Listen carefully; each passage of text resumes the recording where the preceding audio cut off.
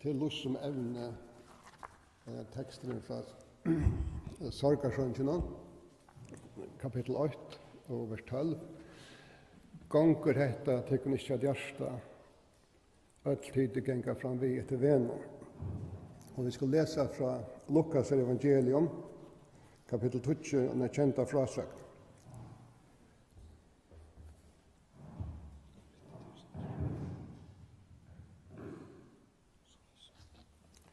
Om vi miskom sammen samverja.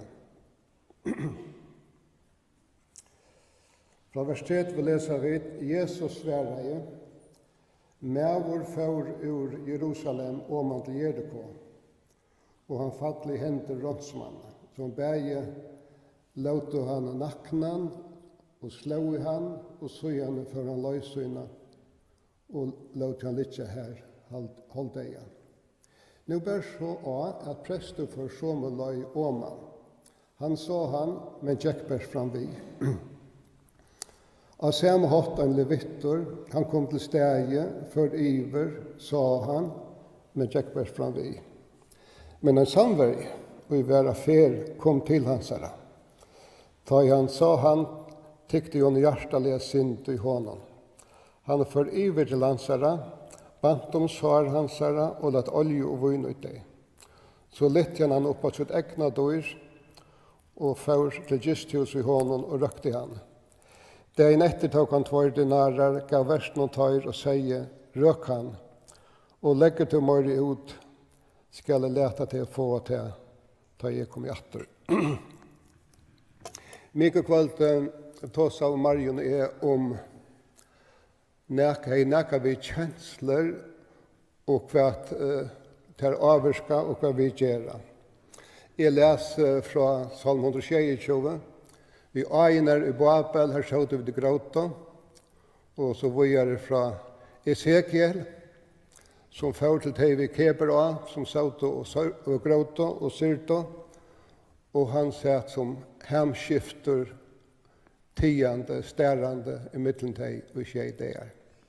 Marion läser från 17 Korintbrev kapitel 20, för Paulus tåsar om nekvar likamliga stravasser han färdig i jöknen.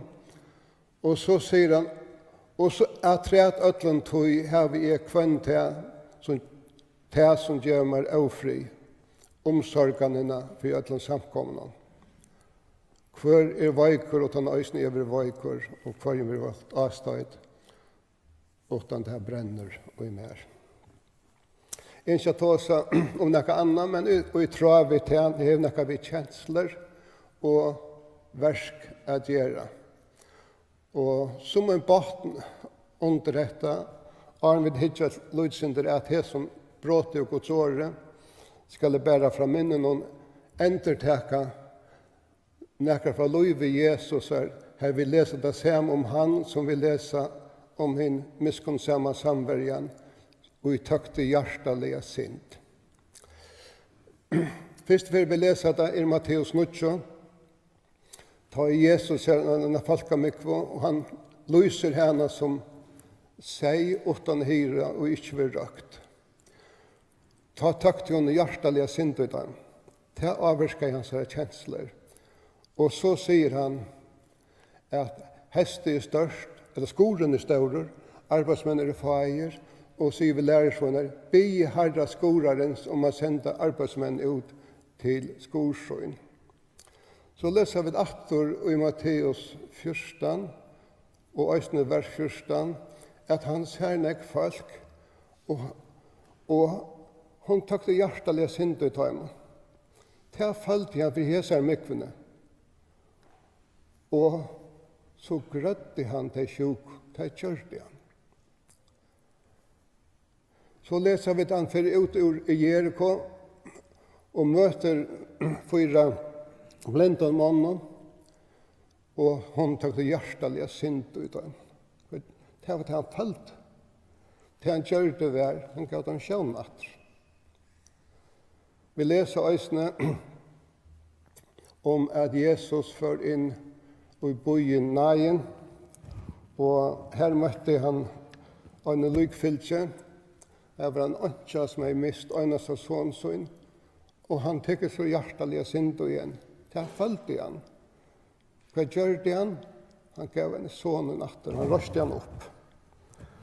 Og vi tar oss nu i Markus døme, at jeg har vært her folk rundt om man, det stender til at vi tror det er, og at de ikke finner ikke eta. Da tok han synd i folkene, det var hva han følte. Men det som han gjør det var det han mette i det.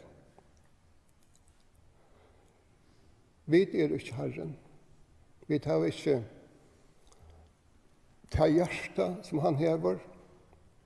Vi tar heller ikke ta mått, og kunne heller ikke gjøre det, og han kunne. Men Jesus sier fra Jesu hending om trudjar menn og i ferda til Jericho. Og en maver er ferden hesa løgna fyrst, og han fettler og i rannsmann hender. Tar ferda så ytla vi honom. Og han er etterlaten som holdeier, han ligger her, hjelparleiser. Jeg vet ikke hvordan tid føler til å komme fram et løsta om folk. For meg har det vært svart. Jeg var 15 år gammel da jeg førte til skips, og vi trålere, og først før vi taler, så sier Storm med han, stapper av tralleren her på og hygg etter. Så var det hent at snottlere krokene var ferden, og det hadde sikkert bare et 8-tall i breitelen og skåret det ut, og tar som en trålere menn kjenner at det er. Og så var han gammel veirer, han var rinker av spleisa, så spleisen ble ikke gau. Men da vi skulle snottla bellen opp, da glapp det av. Og krokeren og fantalige spleisingen kom i anledet av mannen. Og han smatt ned, jeg tror han døg. Alt anledet opprivet, han er forlornet tenn, og der dotter fremme her. Da jeg 17 jeg fikk fri vakt og skulle lette meg å sove, kunne jeg sovne. Jeg sa det for meg. Og så tenkte jeg også om de portører, bjergingarfolk som har det som er starv og kunne komme ut for slik, men det er også andre av oss som kunne komme ut for det. Og det er ikke lagt å komme slik til hjelper. Jeg har strøst ved det, jeg har vært noen skøyen for å lære meg om jeg skulle komme ut for det, hva jeg skulle gjøre, så jeg gjør noe bort, så jeg kan være til hjelp. Så la jeg som er her. Men så kom jeg trudger menn, det kom ikke etter sen, det kommer først øyn, og Jesus navn gjør han for å være en prester. Da stender om han gikk bare forbi, eller frambi. Han sa han. Men det var ikke så rørtes den jo inn. Han forvøyer til det som han skulle gjøre. Og vi vet ikke, vi kunne kanskje gitt eller finne på akkurat vi tankene om, men da tror jeg han skulle tale langs denne.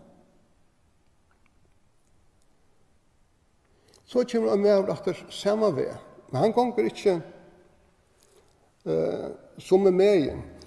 Da det ikke etter seg nærmere, så ser det hvis vi sier at han er fattelig rådsmannen enter, han ligger her til venstre søye. At så er presten, han kommer ikke høyre med igjen. Nå kommer en levitter. Han ganger øysene venstre med igjen. Og han ser han. Det er han tyska og han islandska. Og alle der enskud tøyingene sier, han får rundt om. Han skifter søy for å slippe undan. Og han får vujer. Hva skulle vittren gjøre? Jeg vet ikke. Kanskje skulle han sin tjongstan? Jeg vet ikke. Men det og han er se, rørte ikke hans hjerte. Nå kommer 3 med av. Han gonger til høyre sår. Da han kommer, nå ser han. Her ligger han med oss, hjelperleis. Han fer iver til han. Og honom tykte hjertelige synden. Altså, hans herre kjensler blir rørdar. Av tog at kjenslene blir rørdar, for han og gjør det nækka vitt. Hvordan det vi okkon? Hva rører okkon?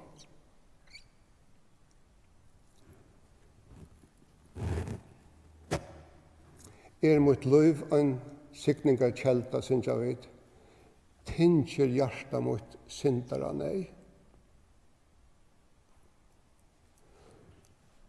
Og i en øren sanje, synes jeg vet, det så, det samme, det gjør. Og sangren rannsakande, for okkon a spyrja okkon sjálv, hva rører med. Tinger hjerta mot syndara nei.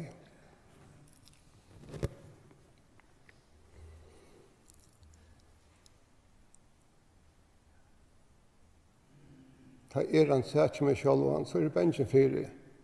Jeg har ofta vært prester. Jeg færd for boi.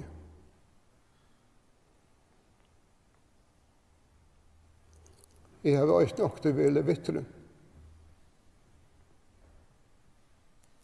Jeg har sævna nei.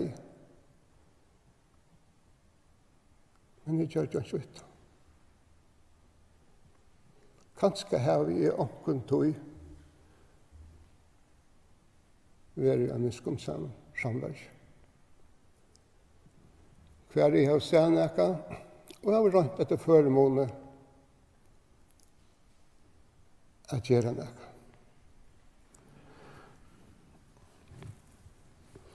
Vi lever i en tøy hver vi suttja og høyra nækkan harskap.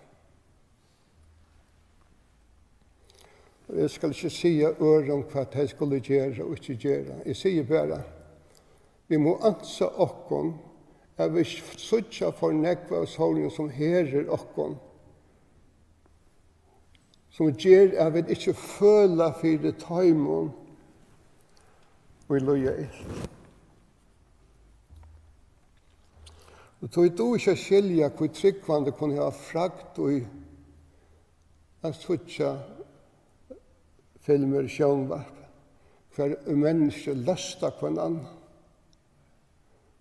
Dette mennesker som vet, ja, det bare spil, det bare en sjånløyker, ja, dette bløyter ikke, dette fær meg ikke til at jeg har synd og tøymon, og jeg har synd og røra mine kjensler, for at jeg så atter kan gjøre okkur fire teg, som har det for nøyene. Og det det så mange i hessen heime i det, som har okkara hjelp for nøyene. Så det er hvordan reagerer vi, tar vi høyre imsa tekster og skriften listnar opp. Til dømes teksteren i Apostelen 16, ta og Paulus hever sjånene om nattene som han dreim, og en makedoniske mævren sier, kom iver og hjelp oss. Hva føler du ut din hjerte, da du høyrer om mennesker som råper om hjelp? Hva gjør du, hva gjør jeg? Hva føler vi da vi leser frasakene om Rykaman og Lazarus, og Rykaman byr og i fortapelse til Abraham, fæger, så byr jeg til om å sende Lazarus til brøvermøyner, til hos fægersmøyns. Så brøvermøyner ikke vi komme i dette fynesteg. Her en i fortapelse som byr etter at ikke flere skulle komme, og ikke min familie, ikke mine bodger skulle komme her som i enda av. hva føler jeg ta? Og hva gjør jeg ta? Det var kanskje derfor, men om vi tenker at det var gledelig, hva Jesus sier i Matteus og i Lukas 15, så skal det være glede i himmelen om en syndere som venter vi. Da vi leser om de gledene som i himmelen, om himmelharpene som ljøver, ta en salver frelst. Hva følelse har vi ta? Kunne evig vi til å ha skapt glede i himmelen? Kunne evig vi til å ha skapt at Jesus, som Esaias profeterer om, han skal få løn for møye syne? Hva føler jeg? Og hva gjør jeg?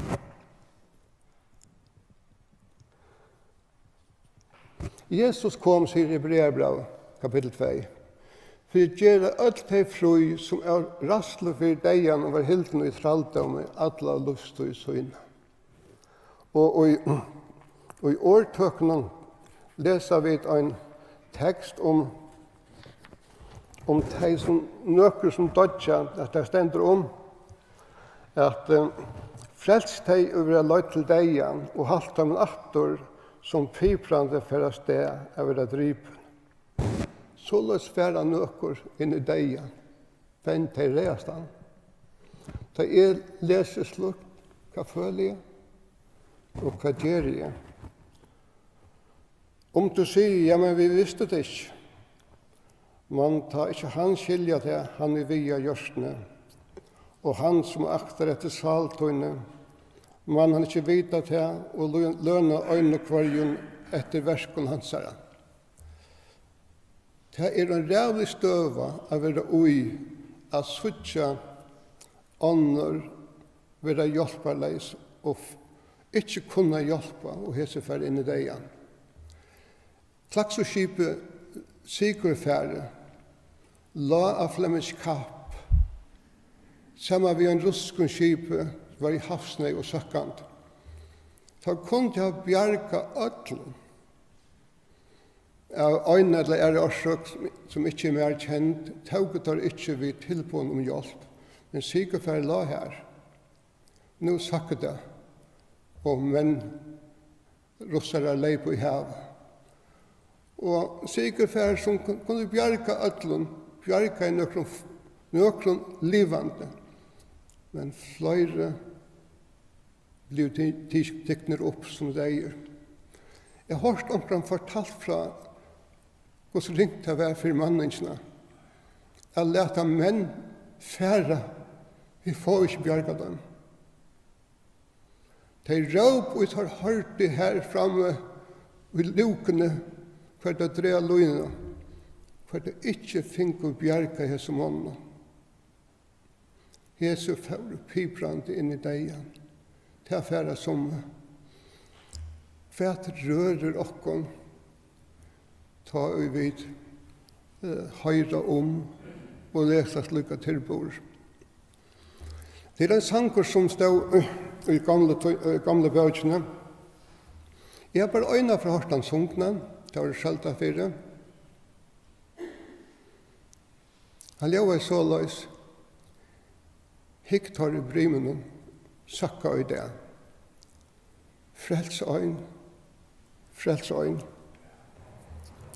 Svalen reka til deian av sted. Frels øyn, frels øyn. Jeg bare øyna fortan sant. Men leie og årene brente seg inn i hoa, at såles det fyrir som. Vi vende atter til enda miskun samverja.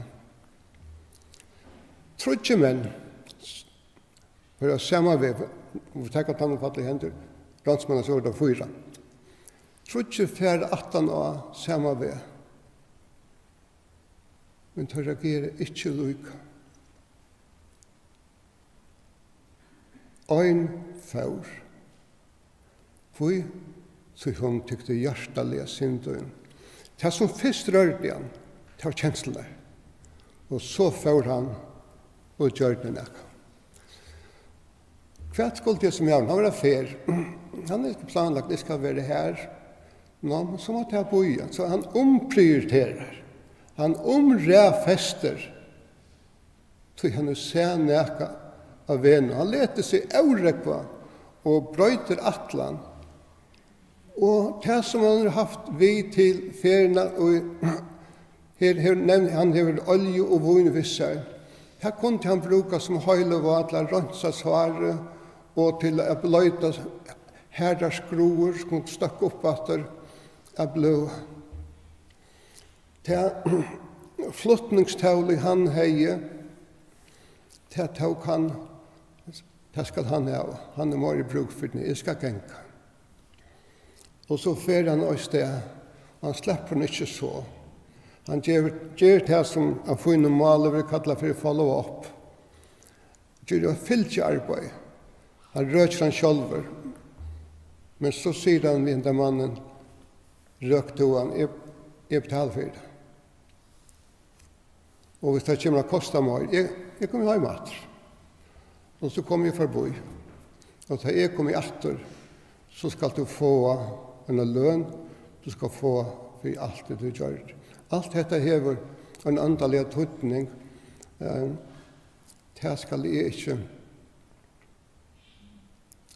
nevne at du tog inn i ferien. Det er så viktig for oss å bli rørt. Det er så viktig for oss bæg av oss å få inn året sympati og øsne empati. Å føle vi øren og sette oss i torra sted, så som Esekiel sette seg i midten til vi keber av. Det er så viktig for oss og i kunne at gjøre det og vi kunne. Og Herren signa sitt år og tala til okkar i hjørsten. Jesus sier, lytte opp eiotikkara og suttje marskjener.